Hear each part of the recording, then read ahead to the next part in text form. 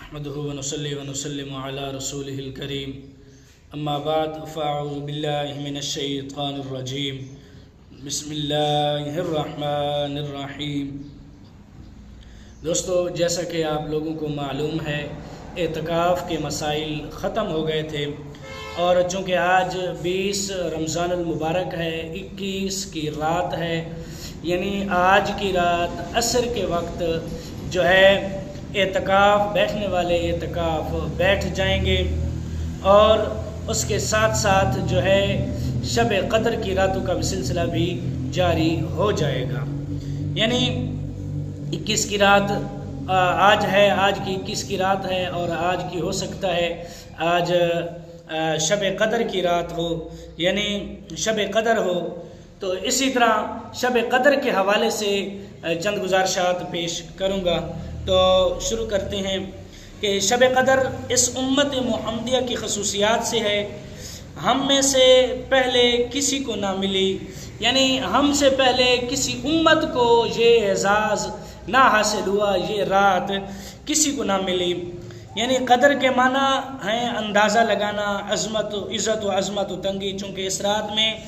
سال بھر کے ہونے والے واقعات فرشتوں کے صحیفوں میں لکھ کر انہیں دے دیے جاتے ہیں۔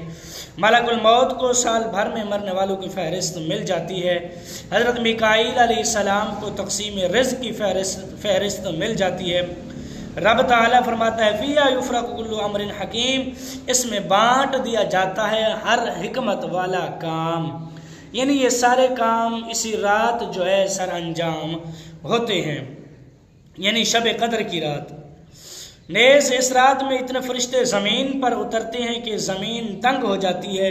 ارشاد باری تعالیٰ ہوتا ہے تنزل الملائکۃ والروح فیہا، اس میں فرشتے اور جبرائیل اترتے ہیں،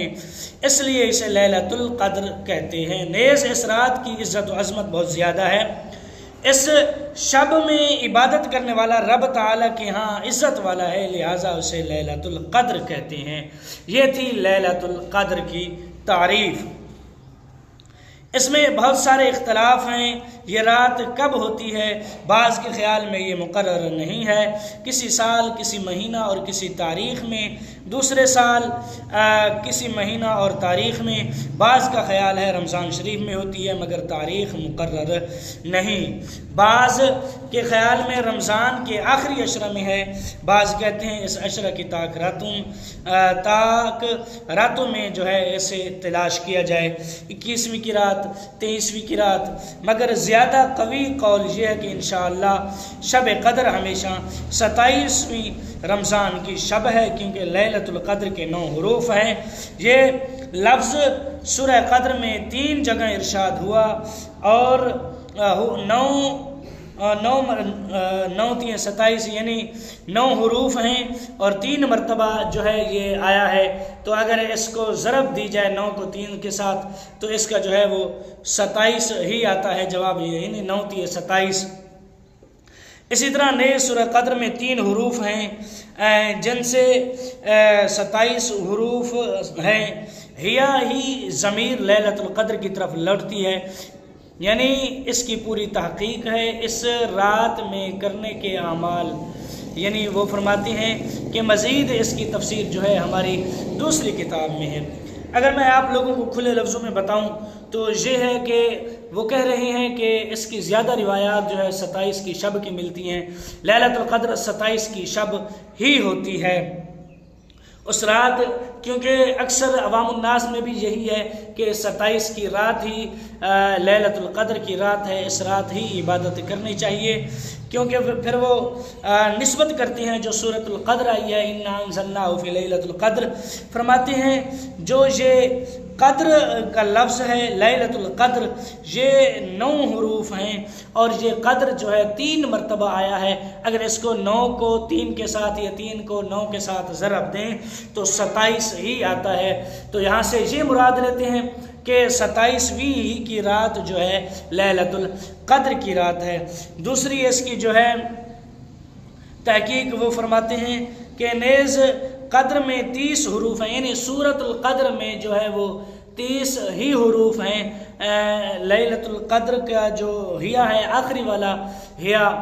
ہیا حتی مطلع الفجر، یہ والا جو ہیا ہے یہاں تک جو ہے 27 ہی لفظ حرف بنتے ہیں، تو اس سے مراد وہی لیتے ہیں کہ 27 ہی کی رات جو ہے شب قدر کی رات ہوتی ہے۔ تو اسی طرح احادیث مبارکہ میں کیا آتا ہے، تو آئیے احادیث مبارکہ بھی پڑھ لیتے ہیں۔ حضرت ام عائشہ صدیقہ رضی اللہ تعالی عنہا سے مروی ہے، فرماتی ہیں کہ حضور علیہ الصلوۃ والسلام نے فرمایا شب قدر رمضان کے آخری عشرہ کی تاریخوں میں ڈھونڈو، یعنی شب قدر جو ہے رمضان المبارک کے آخری عشرہ میں ڈھونڈو، وہ بھی طاق راتوں میں، یعنی 21 کی رات، 23 کی رات، 25 کی رات، 27 کی رات اور 29 کی رات،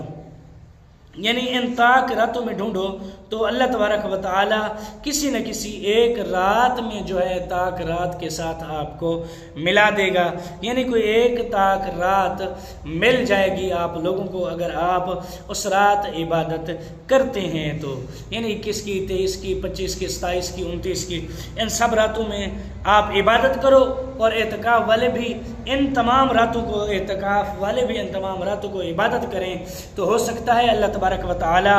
نے چاہا تو ان کو بھی یہ طاق رات یعنی شب قدر والی رات اللہ تبارک و تعالی ان کو بھی عطا فرما دے گا۔ اسی طرح حضرت ابن عمر رضی اللہ تعالی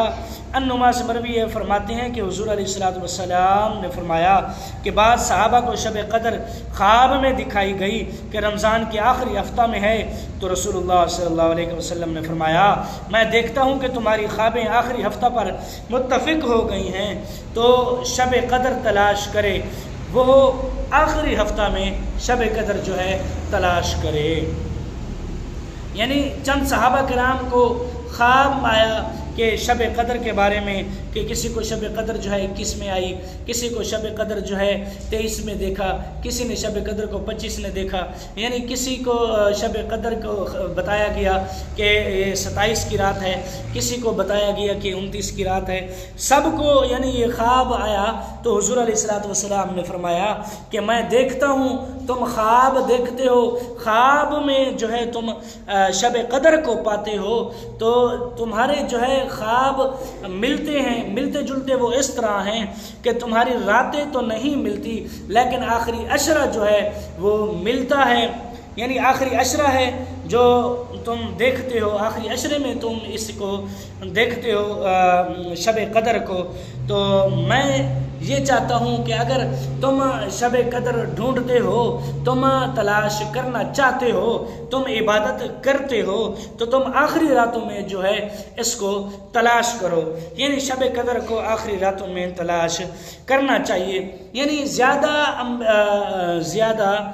مفسرین کرام، زیادہ اولیاء کرام اسی پر متفق ہیں کہ 27 کو ہی شب قدر ہوتی ہے، لیکن مختصر نہیں کیا گیا، خاص نہیں کیا گیا کہ واقعی 27 کو ہوتی ہے، یعنی حضور علیہ الصلوۃ والسلام نے یہ مقرر نہیں کیا کہ 27 کو ہی شب قدر ہے، لہٰذا تم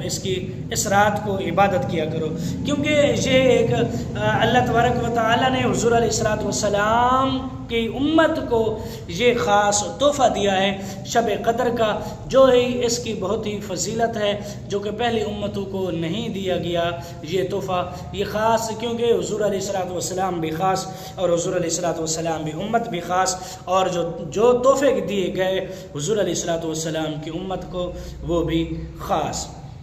یعنی خاص امت، خاص نبی کی خاص امت کو خاص تحفے دیے گئے ہیں، یعنی اللہ تبارک و تعالی نے تحفے دیے، یعنی ان راتوں میں رات کو تلاش کیا کریں، جو کہ آج اعتکاف والے بھی بیٹھ جائیں گے، جو کہ پہلے میں نے عرض کیا ہے، تو آج جو اعتکاف بیٹھیں گے وہ عصر کی نماز جو ہے کوشش کریں وہ جماعت کے ساتھ مسجد میں ادا کریں، اسی مسجد میں ادا کریں جس مسجد میں وہ اعتکاف بیٹھیں گے، اگر وہ کسی کام کی وجہ سے دیر سویر ہو جاتی ہے تو عصر کے بعد آ جائے، یعنی یوں سمجھ لیجئے کہ افطار ہونے سے پہلے، سورج غروب ہونے سے پہلے جو ہے مسجد میں داخل ہو جائے، جس مسجد میں وہ اعتکاف بیٹھ رہا ہوگا۔ یعنی مغرب کی اذان سے پہلے پہلے، افطار ہونے سے پہلے پہلے مسجد میں داخل ہونا، مسجد میں حاضر ہونا اعتکاف کے لیے ضروری ہے۔ اگر یہ ذرا بھی دیر ہو گئی، یعنی تھوڑی سی بھی دیر ہو گئی، یوں سمجھ لیجئے کہ 5 منٹ بھی دیر ہو گئی تو وہ اعتکاف سے جاتا رہے گا۔ تو آج کے لیے صرف اتنا ہی، تو ملتے ہیں کل کی نئی ویڈیو میں۔ تو دعاؤں میں یاد رکھنا یہ صدقہ جاریہ ہے، صدقہ جاریہ سمجھ کر اپنے دوستوں کے ساتھ ضرور شیئر کیا کریں۔ تو ملتے ہیں کل کی نئی ویڈیو میں، کل تک کے لیے اللہ حافظ۔